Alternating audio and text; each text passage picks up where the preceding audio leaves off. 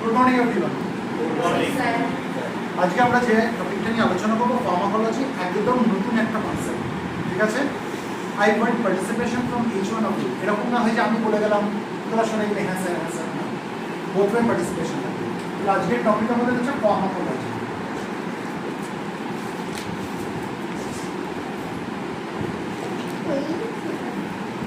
Is the board clearly visible?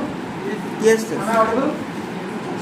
এই যে pharmacology কথাটা আমরা জানলাম, কিছু লেখার দরকার নেই, আমি সব নোট করিয়ে দেবো। ঠিক আছে, কিছু লাগবে না। কেন শোনা যাচ্ছে না? দরকার নেই। ফার্মাকোলজি, ঠিক আছে, ফার্মাকোলজির মধ্যে আমি দুটো শব্দ পাচ্ছি, কি কি? একটা ফার্মাকো, একটা লজি। এটা ফার্মাকো কথাটা করতে গেছে, ফার্মাকো কথাটা একটা গ্রিক শব্দ থেকে এসেছে। শব্দটা হচ্ছে ফার্মাকন। গ্রিক শব্দটাকে বলা হয় ফার্মাকন। এই ফার্মাকন কথার মানেটা কি? এই যে গ্রিক ভাষায় যে ফার্মাকন, এই ফার্মাকন কথার হচ্ছে ড্রাগ। ফার্মাকন কথার মানে হচ্ছে ড্রাগ। আর লজি কথার মানে কি? লজি মানে হচ্ছে স্টাডি। আমি যদি ব্যাকটেরিওলজি বলি, আমি কিসের উপরে পড়াশোনা করছি? ব্যাকটেরিয়া। আমি যদি ভাইরোলজি বলি, ভাইরাসের উপর। তার মানে এই লজি কথার মানেটা হচ্ছে স্টাডি। তার মানে আমি কিসের উপর স্টাডি করছি? ফার্মাকনের উপর। সেটা হচ্ছে ফার্মাকোলজি। তাহলে আমাকে যদি খুব সহজভাবে প্রশ্ন করে যে আচ্ছা আপনি বলুন তো ফার্মাকোলজি মানে কি, আমি তার সহজভাবে উত্তরটা কি দেবো? ফার্মাকোলজি মানে হচ্ছে স্টাডি অফ ড্রাগস। আমার মেকানিজম ক্লিয়ার? বুঝাতে পারলাম? মুখস্থ করার দরকার আছে কোনো? নোট করার দরকার আছে? কিচ্ছু দরকার নেই। ফার্মাকোলজির মধ্যে দুটো শব্দ, ফার্মাকো একটা শব্দ, লজি একটা শব্দ। ফার্মাকো কথাটা করতে গেছে ফার্মাকন থেকে। ফার্মাকন একটা গ্রিক শব্দ। এই ফার্মাকন কথার মানে কি? ড্রাগ। আর লজি মানে কি? স্টাডি। তার মানে এই ফার্মাকোলজিতে আমরা কিসের উপরে স্টাডি করছি? কিসের উপরে? ড্রাগের উপর। ফার্মাকনের উপর, ড্রাগের উপর। তাহলে what do we mean by pharmacology? Pharmacology means study of drugs. am I making myself clear? Yes, yes. এবার এই যে আমি ড্রাগ কথাটা বললাম, ড্রাগ ড্রাগ বলতে আমরা কি বুঝি? ড্রাগ দু রকমের হতে পারে। Drug can be both medicine as well as poison. এটা জানলে ঠিক আছে না? এটা আমি মনে করছি শব্দ গেছে। ড্রাগ ড্রাগ দু রকমের হতে পারে। কি? Drug can be both medicine as well as poison.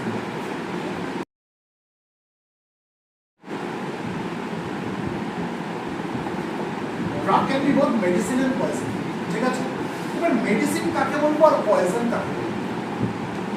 Medicine হচ্ছে এমন এক ধরনের সাবস্টেন্স যেটার বেশিরভাগ হচ্ছে বেনিফিশিয়াল এফেক্ট। ঠিক আছে, মানে ধর আমার জ্বর হচ্ছে, জ্বর কমানোর জন্য আমাকে কি করতে হবে? প্যারাসিটামল নিতে হবে।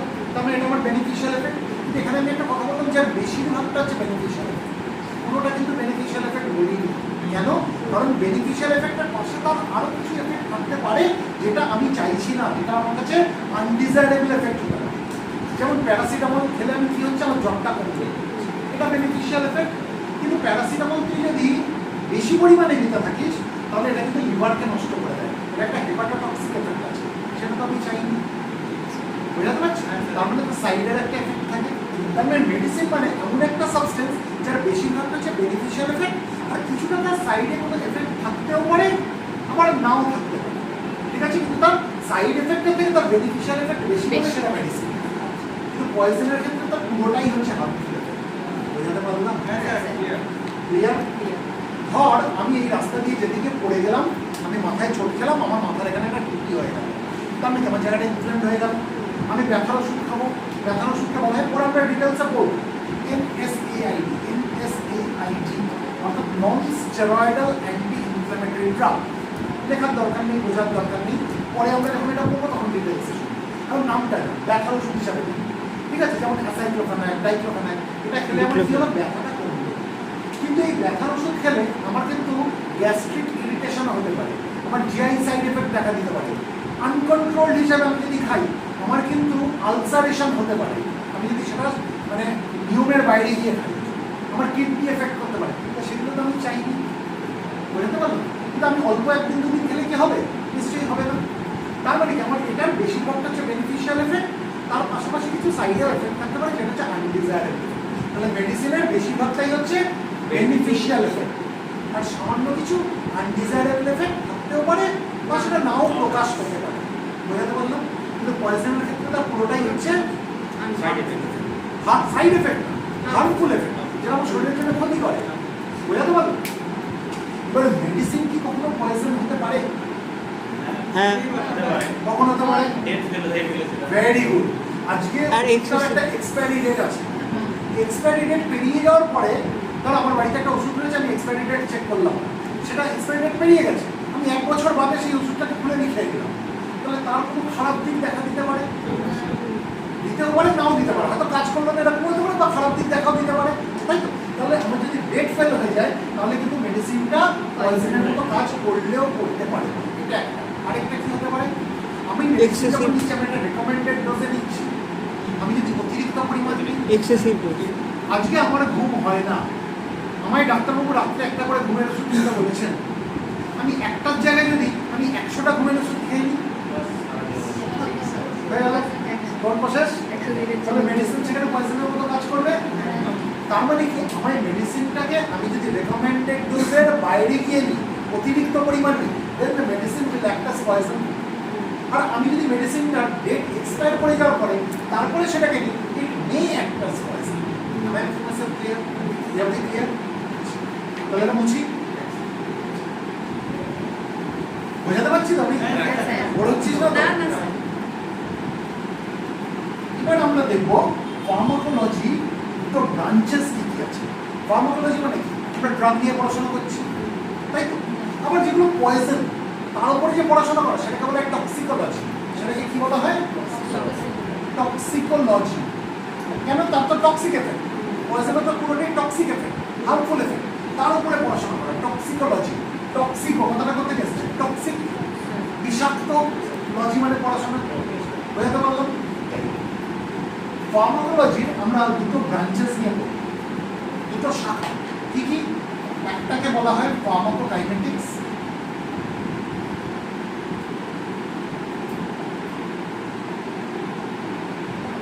একটাকে বলা হয় ফার্মাকোডাইনামিক্স।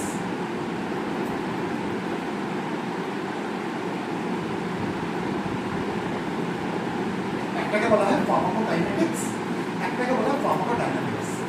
এবার কোনটা ফার্মাকোকাইনেটিক্স কোনটা ফার্মাকোডাইনামিক্স ডিটেইলস আছে, আগে একটু বলে নিই, ডেফিনেশনটা বলে নিই, কিছুই বুঝবি না, ডেফিনেশনটা শুনে কিছু বুঝবি না, যখন সেটাকে এক্সপ্লেন করবো তখন জিনিসটা ক্লিয়ার হবে। ফার্মাকোকাইনেটিক্স মানে হচ্ছে what body does to the drug, what body does to the drug.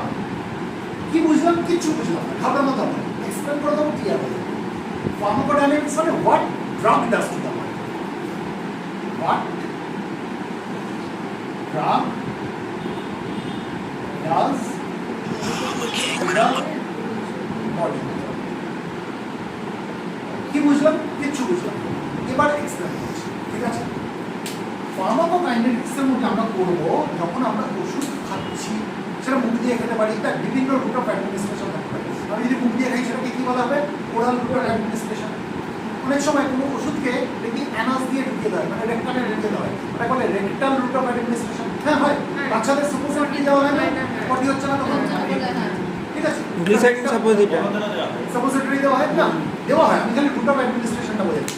অনেক সময় প্যারেন্টারাল রুট অফ অ্যাডমিনিস্ট্রেশন, প্যারেন্টারাল মানে পার এন্টারাল মানে ইনজেকশন, ইন্ট্রামাসকুলার দেওয়া হয় না, মাসলের মধ্যে ইন্ট্রাভেনাস, ভেনার মধ্যে দেওয়া হয় না, সাবকিউটেনিয়াস দেওয়া হয় না।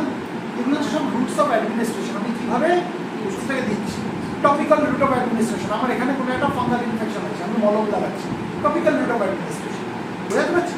এবার যে রুট অফ অ্যাডমিনিস্ট্রেশনেই আমি আমার শরীর ওষুধটার উপরে কী প্রভাব ফেলছে সেটা আমরা বলবো যে ফার্মাকোকাইনেটিক্স।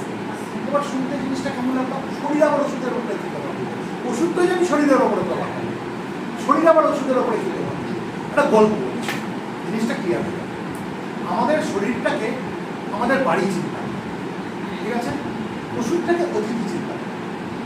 অতিথি যখন আমাদের বাড়িতে আসে, এসে দরজায় বেলটা বাজায়, আমরা কী করি? আরে বাইরে কেন, ভিতরে আসুন, ঘরের ভেতরে তাকে ঢুকিয়ে দিই, ঘরের ভেতরে অ্যাবজর্ব করে দিলাম। এবার কী করি? তাকে অতিথি প্রথমবার আমাদের বাড়িতে এসছে, তাকে আমার বাড়িটা ঘুরিয়ে ঘুরিয়ে দেখাতে হবে, দেখুন এটা আমার ড্রয়িং, এটা আমার ব্যালকনি, এটা আমার কিচেন, এটা আমার ডাইনিং রুম, তার প্রেজেন্সটাকে সব জায়গায় আমি ডিস্ট্রিবিউট করে দিই, তাই তো? তারপরে কি করি? তারপরে কি তাকে পাঠিয়ে দিই? না। এই যে একটা গল্পের পরিবেশ ছিল, এবার থেকে তার চলে যাওয়ার পরিবেশের আগে অবধি একটা এমন কিছু করি যাতে তিনি আনন্দ পান। আমরা ভালো ভালো তাকে খাওয়ার অফার করবো, তাই তো? তার মানে একটা ফেজ থেকে আরেকটা ফেজে কনভার্ট করলাম।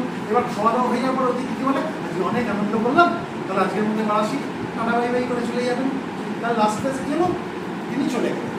তাহলে আমরা অতিথির ওপরে কি প্রভাব ফেললাম? প্রথমে তাকে বাইরে থেকে ভেতরে অ্যাবজর্ব করলাম, তারপরে তার প্রেজেন্সটাকে আমার বাড়ির বিভিন্ন জায়গায় ডিস্ট্রিবিউট করালাম, তারপর কি করালাম? ওই আগের ফেজ থেকে পরের ফেজে তাকে ট্রান্সফর্ম করালাম, আর লাস্টে তাকে কি করলাম? ভদ্র হলে ঠিক আছে আবার দেখা হবে, সাবধানে আসবেন, বাড়ি গিয়ে ফোন করবেন, মানে এবার আসুন, তাকে বার করে দিন। তাই তো?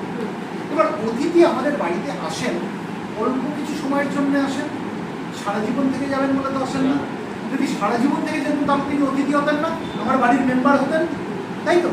ওষুধও তাই। ওষুধ যখন আমাদের শরীরে প্রবেশ করে সে কিন্তু থেকে যাবে বলে প্রবেশ করে না, সে অল্প কিছু সময় আমাদের শরীরে থাকবে, তার কাজ দেখাবে, তারপর শরীর থেকে বার করে দেবে। তাহলে আমি ধর একটা ওষুধ খেলাম মানে oral route of administration, oral route of administration, যে কোনো রুট অফ অ্যাডমিনিস্ট্রেশন নিয়ে আলোচনা করতে পারি। আমি যে কোনো একটা উদাহরণ দিলাম, ওরাল রুট অফ অ্যাডমিনিস্ট্রেশন। এবার যখন আমি ওষুধটা খেলাম, এই ওষুধটা আমার ডাইজেস্টিভ ট্র্যাক্ট থেকে কি হবে? অ্যাবজর্ব, সেটাকে শুষে নেবে। শুষে কোথায় পাঠাবে? রক্তে পাঠাবে। তাহলে ফার্স্ট স্টেপ কি হলো? অ্যাবজর্পশন। অতিথির সঙ্গে কেন তুলনা করেছি? অতিথি যখন এসে আমার বাড়িতে বেলটা বাজিয়েছিল, আমি অতিথিকে কি করেছি? আরে বাইরে কেন, ভেতরে আসুন, আমার ঘরে অ্যাবজর্ব করে নিলাম। তাহলে ফার্স্ট স্টেপ হচ্ছে অ্যাবজর্পশন। দ্বিতীয় স্টেপ, ওষুধটা তো অ্যাবজর্ব হয়ে আমার রক্তে আসলো, এবার আমার রক্ত আমার সারা শরীরে ঘুরছে, তাই তো? তাহলে ওষুধটাও তার সঙ্গে ঘুরবে। আমার পায়ে চোট লেগেছে, আমার পায়ের এখানে চোট লেগেছে, আমার ব্যথাটা কমাতে হবে, আমি তো ব্যথার ওষুধ খেলাম, তাহলে ওখানে পৌঁছালো কি করে আমার পায়ে? তার মানে রক্ত ঘুরছে, রক্তের সঙ্গে ওষুধটা যাচ্ছে, তার মানে ওষুধটার কি হলো? আমার শরীরের বিভিন্ন জায়গায় ডিস্ট্রিবিউটেড হয়ে গেল। তাহলে সেকেন্ড স্টেপ হচ্ছে ডিস্ট্রিবিউশন। ডিস্ট্রিবিউশন বোঝাতে পারলাম?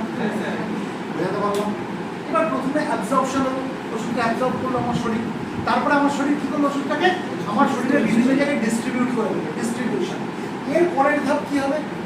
এবার ওষুধটা বেরিয়ে যাওয়ার আগে এমনি তো বেরোতে পারবে না, তাকে একটা ফর্ম থেকে আরেকটা ফর্মে কনভার্ট করাতে হবে, অর্থাৎ বায়ো ট্রান্সফরমেশন করাতে হবে, আগের ফর্ম থেকে পরের ফর্মে ট্রান্সফর্ম করাতে হবে। এটা বলে মেটাবলিজম। এটাকে বলা হয় মেটাবলিজম।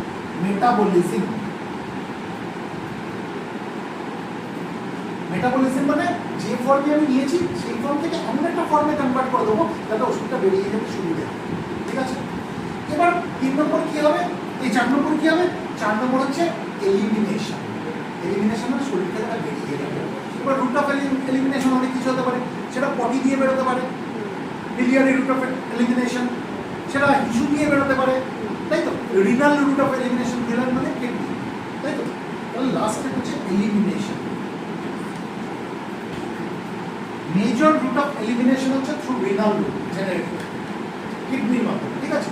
এছাড়াও হতে পারে আমাদের ঘাম দিয়ে বেরোতে পারে, চোখের জল দিয়ে বেরোতে পারে, কিছু মেডিসিন এই যে আমরা এক্সালেশন করছি সেই হাওয়ার সাথে বেরোতে পারে, ব্রেস্ট মিল্কে বেরোতে পারে। যার জন্য ল্যাকটেটিং মাদার যারা বাচ্চাকে দুধ খাওয়ান, যে মায়েরা, তাদেরকে কিন্তু সবসময় সব ওষুধ দেওয়া যায় না। কেন? কারণ সেই ওষুধটা ব্রেস্ট মিল্কে চলে আসতে পারে, আর ব্রেস্ট মিল্ক দিয়ে বেরোলে বাচ্চাটা যে সাক করছে মিল্কটাকে, তাহলে তার শরীরে চলে যাবে। মায়ের শরীরে ওষুধটা দরকার, বাচ্চার শরীরে তো দরকার নেই, তাহলে দিতে পারবো না আমি। তাহলে এই যে যেখান দিয়ে আমার শরীর বের করুক ওষুধটাকে, সেটা হচ্ছে রুট অফ এলিমিনেশন। আমি যেখান দিয়ে শরীরে প্রবেশ করাচ্ছি সেটা হচ্ছে রুট অফ অ্যাডমিনিস্ট্রেশন, তাই তো? আর যেখান দিয়ে বেরোচ্ছে সেটা রুট অফ এলিমিনেশন। বোঝাতে পারলাম? তাহলে আমি যখন কোনো ওষুধকে নিলাম, সেই ওষুধটাকে প্রথমে আমার শরীর কি করলো? অ্যাবজর্ব করলো, অ্যাবজর্ব করে দিল। তারপর ওষুধটাকে কি করলো? ডিস্ট্রিবিউট করে দিল। তারপর কি করলো? ওষুধটার একটা ফর্ম থেকে আরেকটা ফর্মে কনভার্ট করলো। এটা বলে মেটাবলিজম বা বায়ো ট্রান্সফরমেশন। Bio transformation. এবং সবার শেষে কি করবো? ওষুধটাকে সে শরীর থেকে এলিমিনেট করে দেবে। বোঝাতে পারলাম? তার মানে ফার্মাকোকাইনেটিক্স এর মধ্যে আমরা কি বলবো? Absorption, distribution, metabolism, elimination. মনে রাখবো কি করে? অ্যাবজর্পশনের এ, ডিস্ট্রিবিউশনের ডি, মেটাবলিজমের এম, এলিমিনেশনের ই।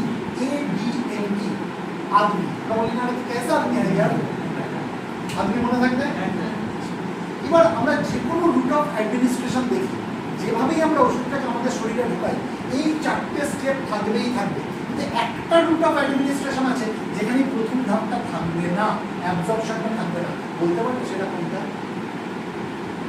সেটা হচ্ছে ইন্ট্রাভেনাস রুট অফ অ্যাডমিনিস্ট্রেশন আমি ওষুধটাকে ডাইরেক্টলি ইনজেক্ট কোথায় করছি ভেনের মধ্যে করে দিচ্ছি রক্তে পাঠিয়ে দিচ্ছি তাকে আর কষ্ট করে অ্যাবজর্ব হয়ে রক্তে আসতে হচ্ছে না বুঝতে পারলাম তাহলে এই চারটে ধাপের মধ্যে আমি যদি ইন্ট্রাভেনাস রুট অফ অ্যাডমিনিস্ট্রেশন নিয়ে কথা বলি তাহলে অ্যাবজর্পশনটা থাকবে না আমি ডাইরেক্টলি সেটাকে রক্তের মধ্যে পাঠিয়ে দিচ্ছি কি পাবো সেখানে ডিস্ট্রিবিউশন পাবো মেটাবলিজম পাবো আর এক্সপ্রেশন কিন্তু ইন্ট্রাভেনাস রুট অফ অ্যাডমিনিস্ট্রেশন বাদ দিয়ে আমি যে কোনো রুট অফ অ্যাডমিনিস্ট্রেশন আমি যদি দেখি সেখানে আমি কি কি ধাপ দেখতে পাবো অ্যাবজর্পশন ডিস্ট্রিবিউশন মেটাবলিজম আর এক্সপ্রেশন বোঝাতে পারলাম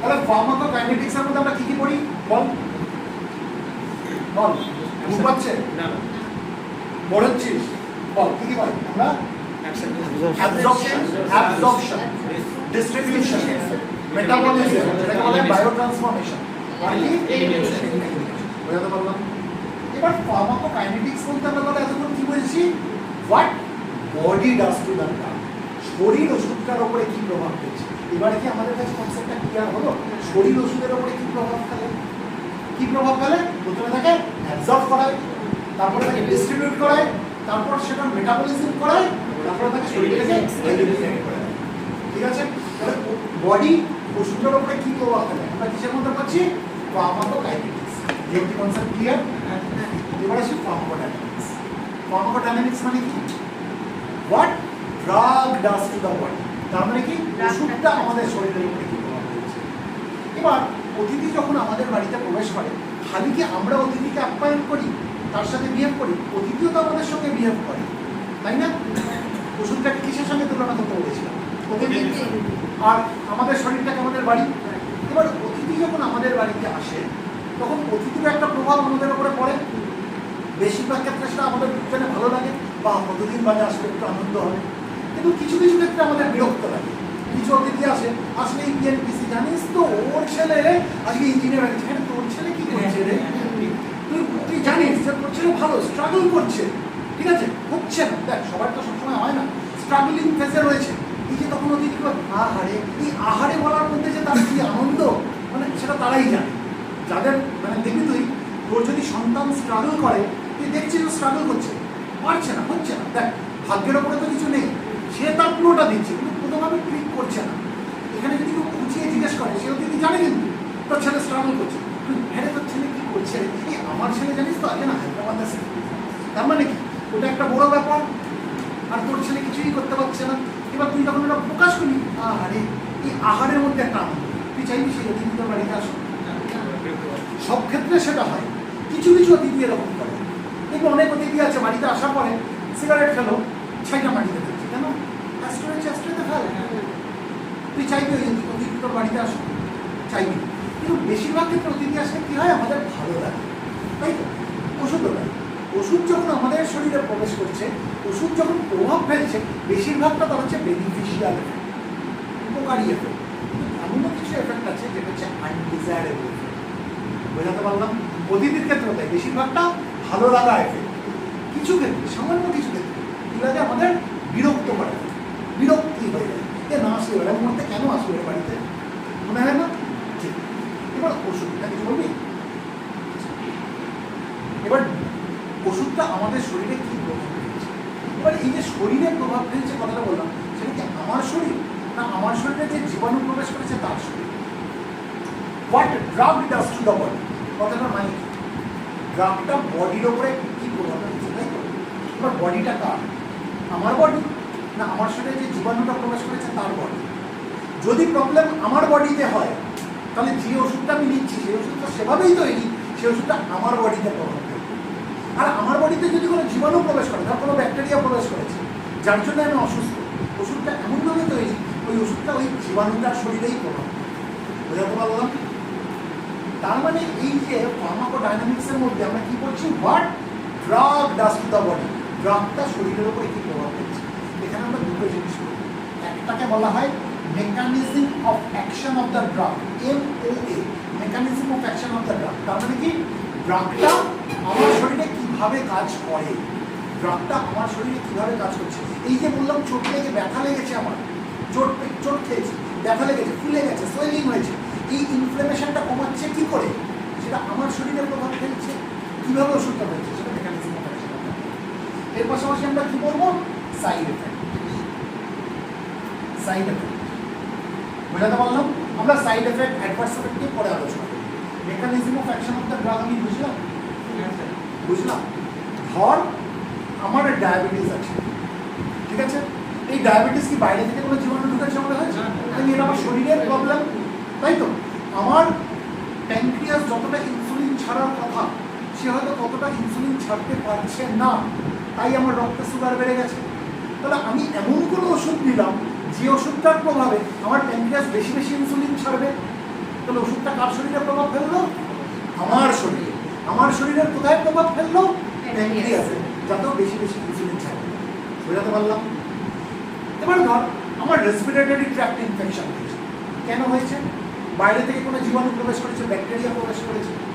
ব্যাকটেরিয়ার নাম ছেড়ে দেয়, এত বড় বড় নাম বলে তোদের মাথার মধ্যে চলে যায়। আমি যদি আজকে বলি streptococcus pneumonia, Haemophilus influenza, মোরাক্সিলা ক্যাটালিস, staphylococcus aureus, তোদের কাছে রাশিয়ান ভাষা বলছি মনে হয়, ছেড়ে দে, পড়বো, পরে পড়বো, যখন আমরা মাইক্রোবায়োলজি পড়বো। এখন চাপ নিস না, তখনও সহজ লাগবে, সেভাবেই তোদেরকে পড়ানো। আপাতত কি জানলাম, আমার শরীরে কোনো ব্যাকটেরিয়া বাসা বেঁধেছে, ঠিক আছে? একটা হলে ব্যাকটেরিয়াম, একের অধিক হলে ব্যাকটেরিয়া, তাহলে অসংখ্য ব্যাকটেরিয়া আমার শরীরে বাসা বেঁধেছে। একটা তো আর বাসা বাঁধে না, অসংখ্য ঢুকেছে। তাহলে এবার আমি যে ওষুধটা নিচ্ছি, অ্যান্টিবায়োটিক নিচ্ছি বা অ্যান্টিব্যাকটেরিয়াল নিচ্ছি, ওরা কার শরীরের ওপরে প্রভাব ফেলে? ব্যাকটেরিয়ার শরীরের ওপরে প্রভাব ফেলে। বোঝাতে পারলাম? গিয়ে ব্যাকটেরিয়াকে ধ্বংস করে দেবে। ক্লিয়ার? তাহলে সেখানে মেকানিজম অফ অ্যাকশন কি হবে?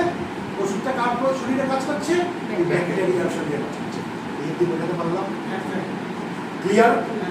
যদি বোর্ড লাগে তোরা ব্রেক নিতে পারিস, আমাকে বল। যদি মনে হয় না হ্যাঁ ঘুম পাচ্ছে স্যার, বুকে যাচ্ছে স্যার, বল, আমি ব্রেক দিচ্ছি। না ভালো লাগছে স্যার। ভিটামিন সি ব্রেক লাগবে? লাগবে না তো? তাহলে ওই বুঝলাম। এটা প্রশ্ন করবো, what do you mean by pharmacology? বলো। ফার্মা হচ্ছে ফার্মাকন, যেটা গ্রিক শব্দ, যেটা থেকে ড্রাগ এসেছে। ফার্মাকন শব্দটা মানে হচ্ছে ড্রাগ, আর লজি হচ্ছে স্টাডি। এই যে আমরা ফার্মাকোলজি পড়ছি, যে ড্রাগের উপরে যে স্টাডিটা করছি সেটা হচ্ছে the study of drugs.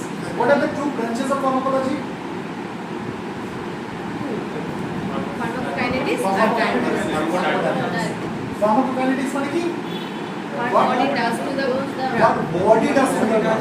শরীর ওষুধটার উপরে কি প্রভাব ফেলছে? Pharmacokinetics মানে what drug what drug does does to the body? Drug শরীরের উপরে কি প্রভাব ফেলছে? শরীরটা কার? আমার না জীবাণু? নিজেরও হতে পারে, যদি সমস্যা আমার শরীরের হয় তাহলে আমার শরীরের উপরে প্রভাব ফেলবে, আর সমস্যাটা যদি কোনো জীবাণু প্রবেশ করার ফলে হয় তাহলে জীবাণুর শরীরে ওষুধটা প্রভাব ফেলে জীবাণুটাকে নষ্ট করে দেবে। কীভাবে কাজ করে সেগুলো আমরা পরে পড়বো। আমরা বিভিন্ন অ্যান্টিবায়োটিকের মেকানিজম অফ অ্যাকশন করবো, বিভিন্ন ওষুধের মেকানিজম অফ অ্যাকশন করবো, সেগুলো করবো। এই অবধি ক্লিয়ার? ফার্মাকোকাইনেটিক্সের মধ্যে আমরা কী পড়ি? Absorption, distribution, metabolism, ADME। মনে থাকবে? চলো এবার কয়েকটা কনসেপ্ট আমরা একটু শিখে নিই। শক্ত লাগছে? লাগছে না? সত্যি কথা বল, বুঝতে লাগছে?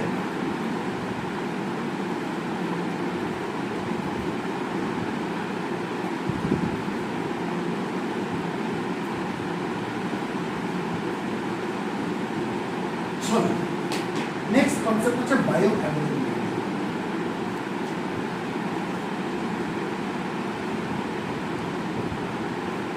বায়ো অ্যাভেলেবিলিটি নতুন একটা শব্দ শুনি।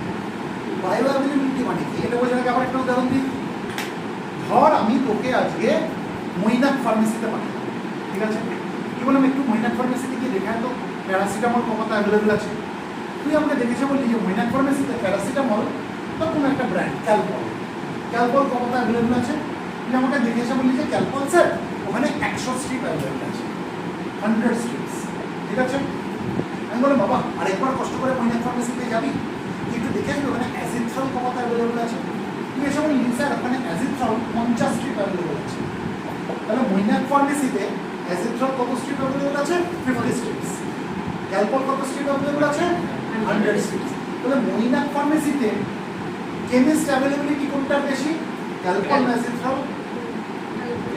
ক্যালপল। কেমিস্ট অ্যাভেলেবিলিটি মানে কেমিস্টে কতটা অ্যাভেলেবল আছে কোনটা বেশি? ক্যালপল। আর কেমিস্ট অ্যাভেলেবিলিটি কার কম? অ্যাজিথ্রল। বোঝাতে পারলাম? ঠিক সেরকম বায়ো অ্যাভেলেবিলিটি মানে হচ্ছে আমাদের শরীরে ওষুধটা কতটা অ্যাভেলেবল আছে। এবার শরীর বলতে কোনটাকে বোঝাচ্ছি?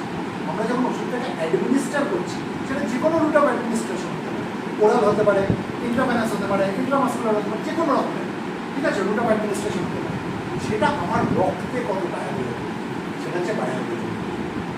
বোঝাতে পারলাম? বোঝাতে পারলাম? ধর আমি কোনো একটা ওষুধ খেলাম, তাহলে এটা কোন রুট অফ অ্যাডমিনিস্ট্রেশন? ওরাল। এবার এটা খাওয়ার পরে আমি যতটা ওষুধ খেলাম ততটাই কি আমার রক্তে আসবে? আসবে না, কিছুটা আসবে, কিছুটা বেরিয়ে যাবে, ঠিক আছে? তাহলে বায়ো অ্যাভেলেবিলিটি কখনো 100% হবে? হবে না। আমি টপিক্যাল রুট অফ অ্যাডমিনিস্ট্রেশন যদি দিই পুরোটাই কি অ্যাবজর্ব হয়ে আমার রক্তে আসবে? আসবে না, কিছুটা আসবে, কিছুটা আসবে না, তাই তো? তাহলে বায়ো অ্যাভেলেবিলিটি 100% কার ক্ষেত্রে হতে পারে? আইভির ক্ষেত্রে। বললাম না ইন্ট্রাভেনাস মানে পুরোটাই তো রক্তে দিয়ে দিচ্ছি, ওকে তো কষ্ট করে অ্যাবজর্ব হয়ে রক্তে আসতে হচ্ছে না। তাহলে ইন্ট্রাভেনাসের ক্ষেত্রে আমি কি দেখছি? তার বায়োঅ্যাভেলেবিলিটি হচ্ছে 100%। বোঝাতে পারলাম? তার ক্ষেত্রে ইন্ট্রাভেনাস রুট অফ অ্যাডমিনিস্ট্রেশন। কিন্তু ইন্ট্রাভেনাস রুট অফ অ্যাডমিনিস্ট্রেশন বাদ দিয়ে আমি যে কোনো রুট অফ অ্যাডমিনিস্ট্রেশন আমি যদি দেখি, যে কোনো, তার বায়োঅ্যাভেলেবিলিটি কখনোই 100% হবে না। বোঝাতে পারলাম? ওকে যদি অ্যাসেসমেন্টে প্রশ্ন করা হয় কোন রুট অফ অ্যাডমিনিস্ট্রেশন আছে যার বায়োঅ্যাভেলেবিলিটি 100%, কি বলবি? আইভি। তোকে যদি বলি কেন ওরাল রুট অফ অ্যাডমিনিস্ট্রেশনে কেন 100% বায়োঅ্যাভেলেবিলিটি হবে না? পুরোটা অ্যাবজর্ব হবে না। বোঝাতে পারলাম? কারণ যেখানেই অ্যাবজর্পশনের গল্প, অ্যাবজর্পশন মানে কি? একটা বেরিয়ার পার করে তাকে আরেকটা জায়গায় আসতে হচ্ছে, তাই তো? একটা বেরিয়ার পার করে তাকে আরেকটা জায়গায় ঢুকতে হচ্ছে, তার মানে পুরোটা সে ঢুকতে পারছে না। বোঝাতে পারলাম? কিন্তু ইন্ট্রাভেনাসের ক্ষেত্রে তাকে কোনো বেরিয়ার পার করতে হচ্ছে না, তাকে ডাইরেক্টলি রক্তের মধ্যে দিয়ে দেওয়া হচ্ছে, ভেনের মধ্যে দিয়ে দেওয়া হচ্ছে, ভেনের মধ্যে দিয়ে রক্ত যায়, তার মধ্যে আমি ঢুকিয়ে দিচ্ছি। বোঝাতে পারলাম? তাহলে ইন্ট্রাভেনাসের ক্ষেত্রে বায়োঅ্যাভেলেবিলিটি হচ্ছে 100%। বাদ বাকি যে কোনো রুট অফ অ্যাডমিনিস্ট্রেশনের ক্ষেত্রে বায়োঅ্যাভেলেবিলিটি ডিপেন্ড করে, কিন্তু সেটা কখনোই 100% না, 100%-এর থেকে কম। ক্লিয়ার? তাহলে বায়োঅ্যাভেলেবিলিটি মানে কি? আমি যখন কোনো একটা ওষুধকে অ্যাডমিনিস্টার করছি, যে কোনো রুট অফ অ্যাডমিনিস্ট্রেশন হতে পারে, সেই ওষুধটা আমার রক্তে কত পার্সেন্ট অ্যাভেলেবল আছে সেটা হচ্ছে সেই ওষুধটার বায়োঅ্যাভেলেবিলিটি। বুঝতে পারলাম? এবার এটা প্রয়োজন কেন? ফার্মাকোলজির মধ্যে পড়ি কেন? তার কারণ হচ্ছে ধর আজকে আমি কোনো একটা হসপিটালে রয়েছি, আমার কাছে কোনো একটা পেশেন্ট অ্যাডমিটেড আছে, ঠিক আছে? আমি তাকে আইভি দিচ্ছি, তাহলে যে আইভিটা দিচ্ছি সে কত পার্সেন্ট বায়োঅ্যাভেলেবিলিটি তার শরীরে থাকছে, রক্তে থাকছে? 100%। এবার পেশেন্টটা সুস্থ হবে, তাকে আমি ডিসচার্জ করবো, ওষুধ তো কন্টিনিউ করাবো। এবার বাড়িতে নিশ্চয়ই আমি আইভি দেবো না, তাকে আমি ওরাল কোনো একটা ট্যাবলেট বা ক্যাপসুল কিছু একটা দেবো, তাই তো? এবার ধর আমার কাছে দুটো অপশন ধর আছে, একটা এ নামক মেডিসিন, একটা বি নামক মেডিসিন, দুটোই আমি ওরালি অ্যাডমিনিস্টার করানোর জন্য বাড়ির জন্য দিচ্ছি। এ নামক ওষুধটা ধর 90% বায়োঅ্যাভেলেবিলিটি, মানে এ নামক ওষুধটা খেলে তার 90% ওষুধটা তার রক্তে পৌঁছাবে।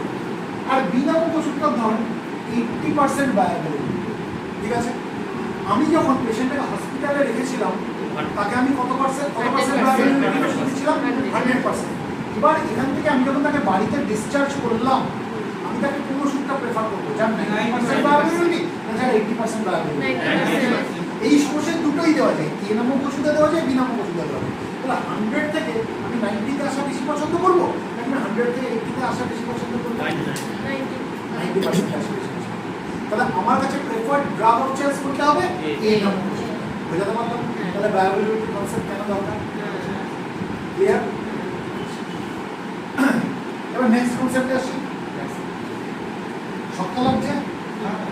ব্রেক লাগলে বলিস কিন্তু। না না ব্রেক লাগে। যদি তোদের ব্রেক লাগে তুই বলে দেবে।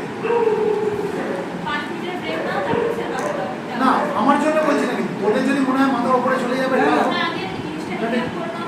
ব্রেক লাগবে না। লাগবে না।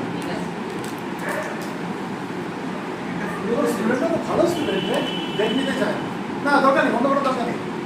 চলো এবার আমরা একটা কার্ভ বানাবো। কার্ভ কি curve? Concentration of the drug in blood versus time curve. নামটা শুনে মনে হলো ওরে বাবা কি কঠিন একটা জিনিস, কিচ্ছু কঠিন। আমরা ছোটবেলায় X axis Y axis plot করেছিলাম, এক্স অ্যাক্সিস ওয়াই অ্যাক্সিস। হ্যাঁ আমি এখানেও দুটো অ্যাক্সিস প্লট করেছি, ঠিক আছে? এরকম অ্যাক্সিস X এদিকে আমি কি প্লট করছি? টাইম প্লট করছি। এদিকে আমি কি প্লট করছি? টাইম প্লট করছি। তার মানে কি, যত এদিকে আমি এগোবো তত সময় বাড়তে লাগবে। আর এটা কোন অ্যাক্সিস? Y Axis. এদিকে আমি কি প্লট করছি? Concentration of the drug in blood, মানে ব্লাডের মধ্যে ওষুধটা কতটা কনসেন্ট্রেশনে রয়েছে, ঠিক আছে? এদিকে আমি কি প্লট করছি? Concentration. Car concentration? Concentration of the drug in blood, concentration of the drug in blood. তার মানে এদিকে যত বাড়ছে তত আমি কি বুঝবো? ব্লাডের মধ্যে ওষুধটার কনসেন্ট্রেশন বাড়ছে। তার আমি প্রথমে যে কোনো রুট অফ অ্যাডমিনিস্ট্রেশন নিয়ে কথা বলতে পারি। ধর আমি উদাহরণের জন্য একটা ওরাল রুট অফ অ্যাডমিনিস্ট্রেশন কথা বলি। আমি ওষুধটা খেলাম, যেই মুহূর্তে খেলাম সেই মুহূর্তে আমার রক্তের মধ্যে কনসেন্ট্রেশন বেড়ে যাবে? এটা তো হতে পারে না। তাহলে যখন আমি ওষুধটা খেয়েছি তখন সবে মাত্র দিচ্ছি, তখন টাইমও জিরো, কনসেন্ট্রেশনও জিরো। এবার আস্তে আস্তে তার সময়টা বাড়ছে, আর যত সময় বাড়ছে ওটা অ্যাবজর্ব হয়ে রক্তে আসছে, তাহলে কনসেন্ট্রেশনও বাড়ছে। বোঝাতে পারছি কি পারছি না? বোঝাতে পারছি? যত সময় এগোচ্ছে তত কনসেন্ট্রেশন এগোচ্ছে, দেখ এগোচ্ছে, এগোতে এগোতে এগোতে এগোতে একটা সময় ম্যাক্সিমাম কনসেন্ট্রেশনে পৌঁছে গেল। ম্যাক্সিমাম কনসেন্ট্রেশন হচ্ছে পুরো করে আর বাড়বে না। এবার কি হবে? এবার কনসেন্ট্রেশনটা আস্তে আস্তে কমতে লাগবে, মানে যত সময় এগোবে কনসেন্ট্রেশন কমছে। বোঝাতে পারলাম? তাহলে concentration of the drug in blood versus time, আমি এই যে প্লটটা করছি এখানে কি দেখতে পাচ্ছি? যত সময় এগোচ্ছে আমার রক্তের মধ্যে ওষুধের কনসেন্ট্রেশন ধীরে ধীরে বাড়তে লাগছে, বাড়তে বাড়তে বাড়তে বাড়তে এক সময় পিক কনসেন্ট্রেশনে পৌঁছাবে, তাই তো? তারপরে কি হবে? কনসেন্ট্রেশনটা আস্তে আস্তে কমতে লাগছে। ক্লিয়ার? এই যে ম্যাক্সিমাম কনসেন্ট্রেশনে পৌঁছালো, মানে এই যে জায়গাটা, এটা হচ্ছে ম্যাক্সিমাম কনসেন্ট্রেশন, তাই তো? এর উপরে আর উঠতে পারছে না কনসেন্ট্রেশন। এই যে জায়গাটা এটাকে বলে C max. C max, C max কথার মানে কি? Maximum concentration of the drug in blood. রক্তের ম্যাক্সিমাম এই অবধি কনসেন্ট্রেশন সে রিচ করতে পারবে, এর বেশি সে পারবে না। আমি এখানে সি ম্যাক্সটা লেখালাম তোদের বোঝার সুবিধার জন্য। অ্যাকচুয়ালি সি ম্যাক্সটা কোনটা? এটা বর্তমানে এটা কনসেন্ট্রেশন, এটা আরেকটু বেশি কনসেন্ট্রেশন, এটা আরেকটু বেশি কনসেন্ট্রেশন, এটা হচ্ছে ম্যাক্সিমাম কনসেন্ট্রেশন। এরপরে আর উঠতে পারবে কনসেন্ট্রেশন। এবার এই ম্যাক্সিমাম কনসেন্ট্রেশন পৌঁছাতে কতটা টাইম ওষুধটা লাগলো সেটা কোনটা? সেটা এই জায়গাটা, এরকম কোনো একটা জায়গা। এখানে কি ম্যাক্সিমাম কনসেন্ট্রেশনে পৌঁছেছে? পৌঁছায়নি। ধর এটা 1 ঘন্টা 2 ঘন্টা 3 ঘন্টা 4 ঘন্টা হয়েছে না, এখানে পৌঁছায়নি। এখানেও ম্যাক্সিমাম কনসেন্ট্রেশনে পৌঁছায়নি, এখানে কনসেন্ট্রেশন বাড়ছে, ম্যাক্সিমাম কনসেন্ট্রেশনে পৌঁছায়নি, এখানেও পৌঁছায়নি। এখানটা এসে কি দেখছি? ম্যাক্সিমাম কনসেন্ট্রেশনে পৌঁছেছে। তাহলে এই যে টাইমটা এখান থেকে এই অবধি, এই যে টাইমটা, এটাকে আমরা বলবো টি ম্যাক্স। এটাকে কি বলবো? টি ম্যাক্স, ঠিক আছে? তাহলে সি ম্যাক্স মানে কি? Maximum concentration of the drug in blood. T max মানে কি?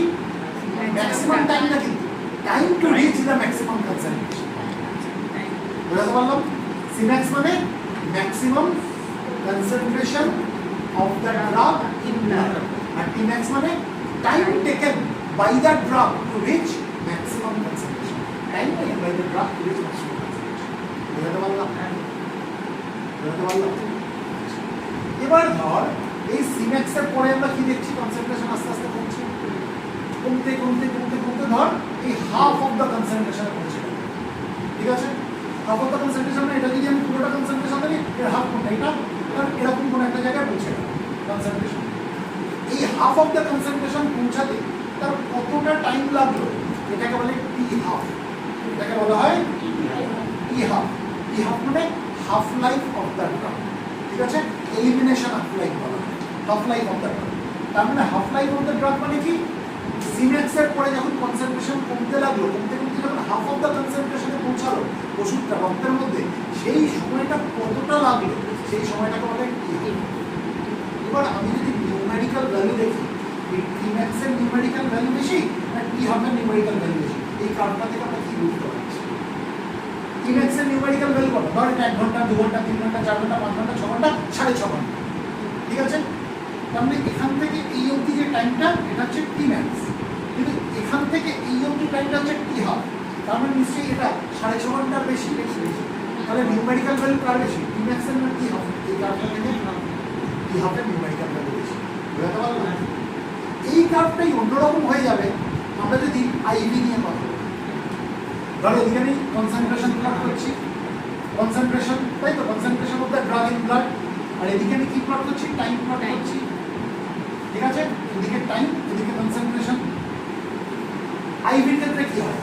যখন রক্তের মধ্যে ইনজেকশনটা দিয়ে দেওয়া হলো, ইন্ট্রাভেনাস তো রক্তের মধ্যে ডাইরেক্টলি দিয়ে দেওয়া, তখন তার কনসেন্ট্রেশনটা সব থেকে বেশি বেশি হয়। এবার যত সময় এগোবে তার কনসেন্ট্রেশন কমতে যাবে। বোঝাতে পারলাম? তাহলে আমি যে কোনো রুট অফ অ্যাডমিনিস্ট্রেশন দেখি তার কার্ভটা এরকম হবে, হ্যাঁ, হয় বড় হবে নয় ছোট হবে, কিন্তু নেচারটা তার এরকম হবে, ঠিক আছে? কিন্তু আমি যদি আইভির ক্ষেত্রে দেখি আইভির ক্ষেত্রে কার্ভের নেচারটা এরকম হবে। যেহেতু ক্লিয়ার ক্লিয়ার। এবার এই কার্ভটা আরো কয়েকটা জিনিস আমি একটু পড়ে এটা বুঝি।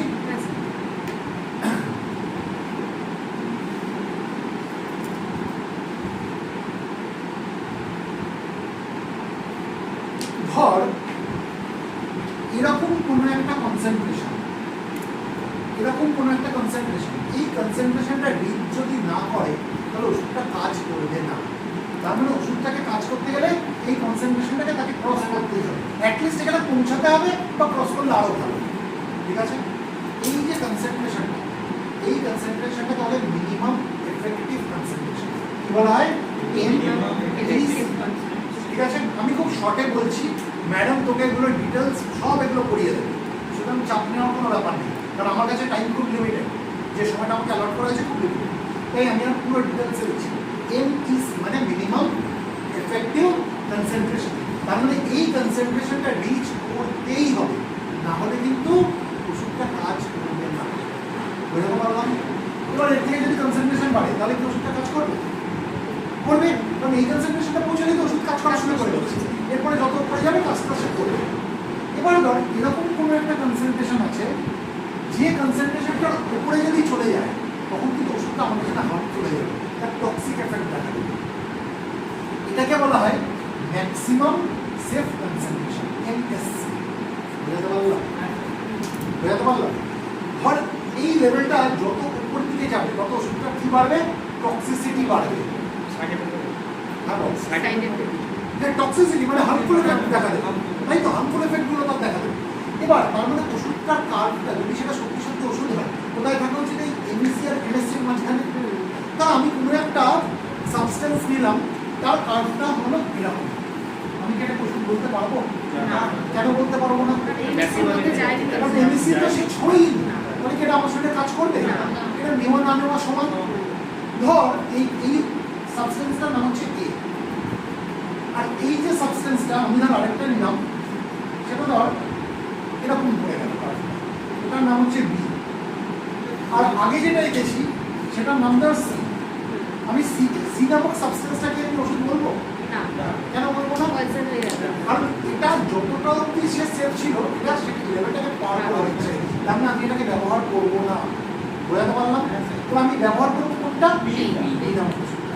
তার মানে MSC ম্যাক্সিমাম সেফ কনসেন্ট্রেশন যেটা রয়েছে, আর MEC মিনিমাম এফেক্টিভ কনসেন্ট্রেশন, এর মধ্যে যার কার্ভটা করবে সেটাকে আমি ভালো ওষুধ বলবো। বুঝতে পারলাম? ক্লিয়ার? এটাকে মিনিমাম টক্সিক কনসেন্ট্রেশন বলে, ম্যাক্সিমাম সেফ কনসেন্ট্রেশন নেই, এটা হচ্ছে ম্যাক্সিমাম সেফ, এরপরে আর সেফ না, যত বাড়বে তার টক্সিসিটি বাড়বে। আর এটাকে মিনিমাম টক্সিক কনসেন্ট্রেশন কেন বলছে? কারণ এটাই হচ্ছে মিনিমাম টক্সিসিটি এখানে দেখাবে, এরপরে যত বাড়বে তার টক্সিসিটি আরও বাড়বে। বুঝতে পারলাম?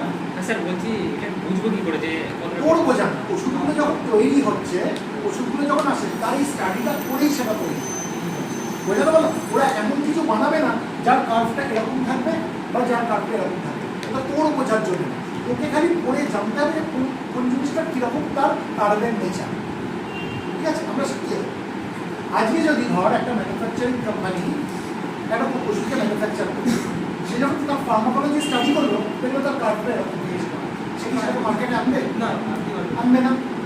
সে সবসময় কি চাইবে? তার ওষুধের কার্ভটা যেন এরকম হয়, এমএসসি আর এমএসসির মাঝখানে থাকে।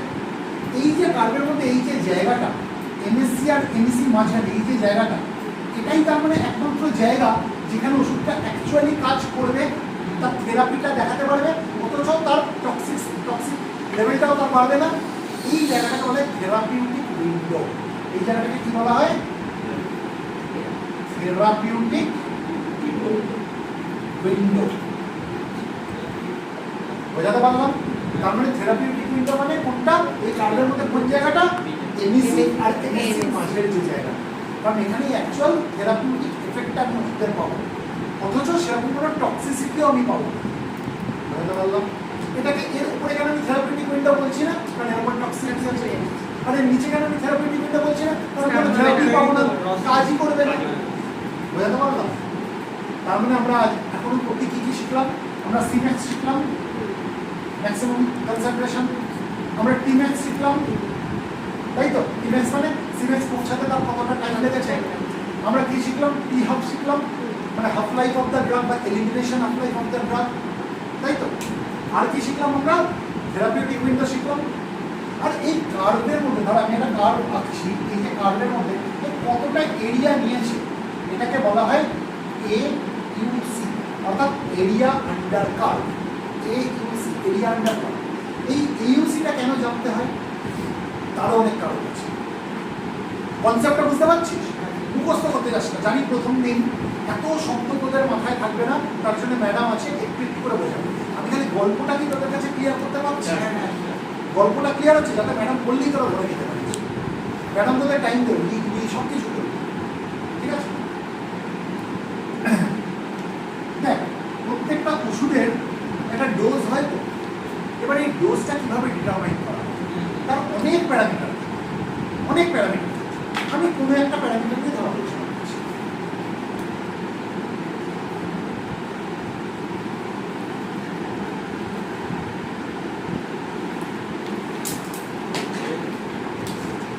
এদিকে আমি কি আনছি? এদিকে আমি কি আনছি? ওই অ্যাক্সিসে এখানে কি আনছি? Concentration of the drug in blood. এদিকে কনসেন্ট্রেশন, ঠিক আছে? এদিকে আমি কি আনছি? টাইম, তাই তো? এদিকে টাইম। তাহলে আমি যখন ওষুধটা নিয়েছিলাম প্রথমে তার 0 টাইমে 0 কনসেন্ট্রেশন ছিল। শক্ত লাগছে? তাহলে এরকম করে যত টাইম বেড়েছে কনসেন্ট্রেশন বেড়েছে, একটা সময় ম্যাক্সিমাম কনসেন্ট্রেশনে উঠে এটা কি হয়ে গেল? তার কনসেন্ট্রেশনটা কমে গেল। এটা বলার পরে আমি ব্রেক দেবো। আমি বুঝতে পারছি তাদের কাছে একটু টাফ হচ্ছে জিনিস, ঠিক আছে? এবার ধর আমি কোনো একটা এমন ওষুধ দিলাম যার কার্ভটা কেমন হলো। ধর এটা হচ্ছে 12 ঘন্টা, ধর এটা হচ্ছে 12 আওয়ার্স, ঠিক আছে? এটা হচ্ছে তার মিনিমাম এফেক্টিভ কনসেন্ট্রেশন, এটা হচ্ছে ম্যাক্সিমাম সেফ কনসেন্ট্রেশন। এবার ওষুধটার কার্ভটা আমি দেখছি এরকম করে উঠে এই 12 ঘন্টার কাছে এসে কনসেন্ট্রেশন এরকম কমে গেল। তাহলে 12 ঘন্টার পর থেকে তার আমি এফেক্ট পাবো? পাবো না। তাহলে ওষুধটা কীভাবে নিতে হবে? এই 12 ঘন্টার মধ্যে আবার একবার নিতে হবে যাতে সে 24 ঘন্টা কভার করতে পারে। বোঝাতে পারলাম? তাহলে ওষুধটার ডোজ কী হবে? বোঝাতে পারলাম? এটা কিন্তু একটা প্যারামিটার, এখন আরও অনেক প্যারামিটার্স আছে। আমি জাস্ট হালকা করে তোদের একটা কনসেপ্ট দিচ্ছি। তাহলে ওষুধটা আমি কী ডোজে নেবো? BID। BID কথা মানে হচ্ছে বিস ইনডাই, মানে দিনে দুবার, twice daily, 2 Times a day. বোঝাতে পারলাম? 2 টাইমস আ ডে। বোঝাতে পারলাম? ধর ওষুধটার কার্ভ আমি এরকম পেলাম, এটা 12 ঘন্টা তো, এটা 24 ঘন্টা। তার যে ওষুধটা আমি নিচ্ছি তার কার্ভটা এরকম টাইপের হবে। তাহলে আমি ওষুধটা কীভাবে নেবো? দিনে একবার। কেন? কারণ 24 ঘন্টা অবধি সে কভার করছে। তাহলে এটাকে আমি কীভাবে নেবো? OD, বোঝাতে পারলাম? হ্যাঁ, BID বা BD দেখে, ঠিক আছে? ধর আমি যদি কার্ভটা দেখি এমনভাবে হলো 8 ঘন্টার কাছে এসে দেখলাম যে এরকম করে কার্ভটা নেমে গেল। মানে 8 ঘন্টার পরে গিয়ে 8 ঘন্টায় গিয়ে কী দেখছি? এমএসি পিছিয়ে তার কার্ভটা নেমে যাচ্ছে। তারপর 8 ঘন্টা পরে কি আমি কাজ পাবো? পাবো। তাহলে ওষুধটা আমি কীভাবে নেবো? কেন 3 বার নেবো? বল 3 কত 24। তাহলে এক্ষেত্রে আমি ওষুধটা নিচ্ছি দিনে 3 বার করে টিআইডি, ঠিক আছে, 3 টাইমস আ ডে। বোঝাতে পারছি কি পারছি না? ধর আমি কার্ডটা যদি এরকম পাই যে 6 ঘন্টা পরে গিয়ে আমি দেখছি নেমে যাচ্ছে, এমএসির নিচে 6 ঘন্টা পরে তার কার্ডটা নেমে যাচ্ছে, তাহলে আমি কিভাবে নেবো? দিনে 4 বার নেব, সেটাকে বলে কিউআইডি। বোঝাতে পারলাম? তার মানে এবার তোরা দেখেছিস তো ডাক্তারবাবু প্রেসক্রিপশনে একটু লেখা থাকবে ডিআইডি, তোমরা বুঝতে পারবি না ওষুধ কিভাবে খেতে হবে, কিভাবে নিতে হবে ওষুধটা? ওডি মানে দিনে একবার, টিআইডি মানে ওটাকে টিডিএসও পাওয়া যায়, ঠিক আছে। কিউআইডি মানে দিনে 4 বার। আরেকটা শব্দ শিখে রেখে দিচ্ছি, এসি মানে হচ্ছে খাওয়ার আগে, এসি মানে খাওয়ার আগে, পিসি মানে খাওয়ার পরে। মনে থাকবে? কিভাবে মনে রাখবি? এ মানে আগে, পি মানে পরে। মনে থাকবে? এ মানে আগে, পি মানে পরে। ধর একটা ওষুধের নাম লিখছি, তোরা আমাকে বলতো কি হবে? ওষুধটা কিভাবে খেতে হবে কি হবে? ধর আমি একটা প্রেসক্রিপশন দিচ্ছি, ট্যাবলেট জ্যানোসিন 200, এটা একটা ট্যাবলেট। আমি প্রেসক্রিপশনটা কিভাবে করলাম? 1 ট্যাব বিডিপিসি ফর 5 days। এটা মানে দিনে 2 বার খাবার পরে 5 দিন। দিনে 2 বার করে খাবো, খাওয়ার পরে 5 দিন। মানে লাঞ্চের পর একবার খাবো, ডিনারের পরে। বোঝাতে পারলাম? আরেকটা উদাহরণ দিই, এটা শিখে গেছিস, এক্সপার্ট হয়ে গেছিস। ট্যাবলেট অ্যাজিথ্রল 500, 1 ট্যাব ওটিএসি into 5 days। দিনে একটা দিনে একবার খাবো, খাওয়ার আগে খাবো, পরে খাবো, সকালবেলা। এক্সপার্ট হয়ে গেল।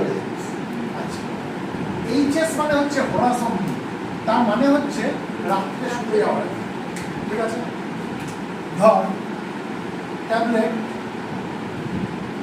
অ্যালজোলাম 0.5, ঠিক আছে, ঘুমের ওষুধ দিচ্ছি 1 ট্যাব ওডিএইচএস into 10 days। আমি কিভাবে খাবো? দিনে একবার দিনে একবার খাবো, রাত্রে রাত্রে শুতে যাওয়ার আগে। কদিন খাবো? 10 দিন। প্রেসক্রিপশন স্টাডি করতে পারবি তোরা? এসওএস কথার মানে হচ্ছে অ্যাজ অ্যান্ড ওয়েন রিকোয়ার্ড, মানে যখন প্রয়োজন তখনই নেব, না হলে নেব না। বোঝাতে পারলাম? ধর আমি একটা প্রেসক্রিপশন করছি,